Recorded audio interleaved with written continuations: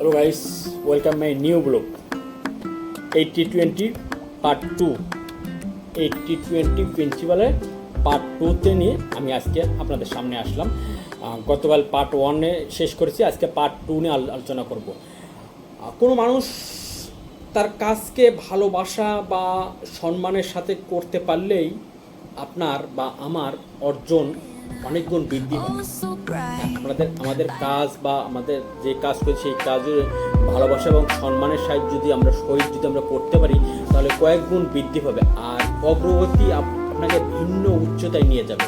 সেই কাজের অগ্রগতি আমাকে বা আপনাকে ভিন্ন এক উচ্চতায় নিয়ে যাবে।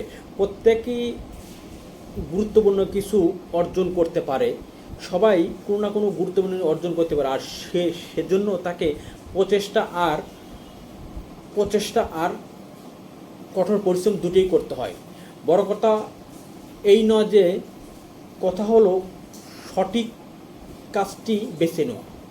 আমরা যা করি এর জন্য সঠিক কাজটি বেছে নেয় মানে সর্বশ্রেষ্ঠ পন্থা।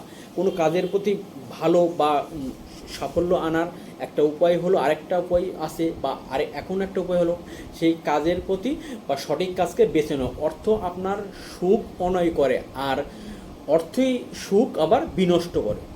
প্রত্যেকটা মানুষের অর্থই সুখ অনয় করে, আবার অর্থই সুখ নষ্ট করে। অর্থ জীবন মানকে উচ্চ থেকে উচ্চতায় নিয়ে যায় বা ওপরে নিয়ে যায় বা ওপর তোলে। অর্থই আবার সেই অর্থইকে বৃদ্ধি করে। আপনাকে যত উপরে নিয়ে যাবে সেই অর্থ আবার অর্থকে বৃদ্ধি করে।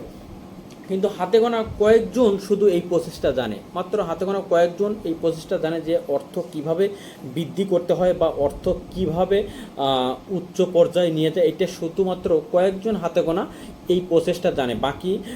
বাকি যারা আছে বা আমরা যারা আছি অর্থকে ভুলভাবে ব্যবহার করি বিধায় এটা হয়, কিন্তু এই সঠিকভাবে ব্যবহার করাটা এটা হাতে গোনা কয়েকজন জানে। আমাদের 80% অর্জন আসে মাত্র 20% প্রচেষ্টা। হ্যাঁ, আমাদের জীবনে 80% প্রচেষ্টা আসে মাত্র 20% প্রচেষ্টা। আপনি কি অধিক চেষ্টার পরও কোনো কিছু অর্জন করতে পারছেন না? আপনি অধিক চেষ্টার পরেও যদি কোনো কিছু অর্জন করতে না পারেন, সেক্ষেত্রে নিজের চোখ বন্ধ করে নিজেকে প্রশ্ন করুন যে ভুলটা কোথায়। যদি কোনো কাজে কঠোর পরিশ্রম করার মধ্যে সেই কাজের প্রচেষ্টায় কোনো কিছু হচ্ছে না, তাহলে নিজের চোখটা বন্ধ করে নিজেকে জিজ্ঞেস করেন যে ভুলটা কোথায়। তারপর বুঝতে পারবেন যে সময় আসলে স্বল্প না, আমাদের ব্যবহারের ধরন আলাদা।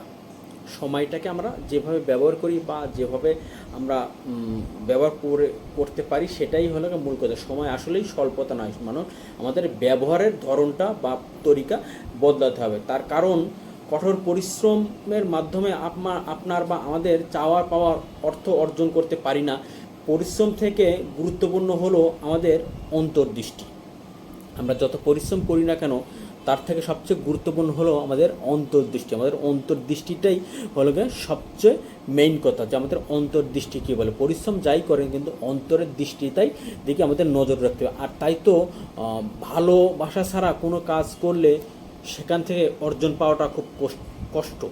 আমাদের ভালোবাসা ছাড়া বা কাজের প্রতি মহব্বত ছাড়া যদি আমরা কোনো কিছু করি, সেখানে সফলতা বা পাওয়া বা অর্জন করা বেশ কষ্টদায়ক হয়। আর আপনি আপনার অগ্রসর হতে পারবেন না যদি না আপনি সেই কাজের প্রতি ভালোবাসা বা শ্রদ্ধা দিয়ে না করেন। কাজের প্রতি ভালোবাসা দিয়ে করতে হবে। আর আপনি সর্বদা কিছু কাজের বাধার সম্মুখীন হব। হ্যাঁ, আপনি সবসময় কিছু কাজের বাধার সম্মুখীন হব বা অপরের বাধার সম্মুখীন আমাদের হতে হয়। যে কোনো কাজে করতে গেলে আমাদের অপরের বাধার সম্মুখীন হতে হয়, কিন্তু এতে ঘাবড়িয়ে না গিয়ে নিজের মাথা ঠান্ডা রেখে সেগুলোকে পরম যত্নে হ্যান্ডেল করতে হয়।